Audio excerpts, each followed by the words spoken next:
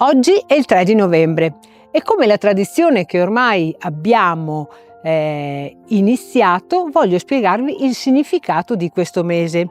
Il mese di novembre, infatti, attualmente è l'11° mese del nostro calendario, dopo cioè che dopo l'avvento del calendario romano sono stati introdotti all'inizio dell'anno i mesi di gennaio e di febbraio.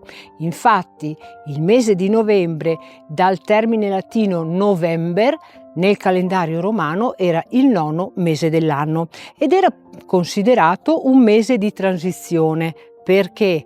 Perché si passava dal periodo del tardo autunno all'inizio dell'inverno, quando cioè la natura ormai si prepara al riposo e si vede che i colori in natura iniziano ad affievolirsi, le giornate diventano più corte e addirittura più buie.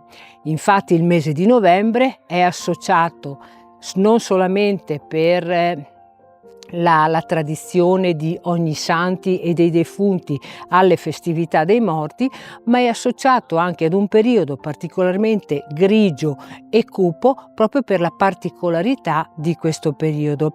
Infatti il mese nella tradizione cattolica, il mese di novembre e soprattutto il giorno del 2 di novembre è stato un giorno dedicato alla preghiera per le anime dei defunti. Pensate che questa tradizione è stata introdotta addirittura già dal Medioevo, però è una tradizione che si continua ad osservare.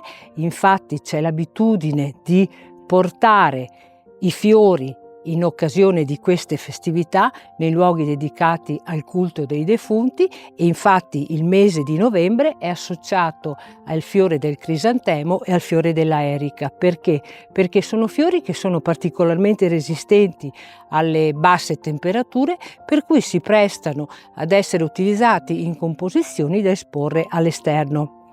Però il mese di novembre ha anche una tradizione culinaria, che è quella dedicata alla polenta in fasolà.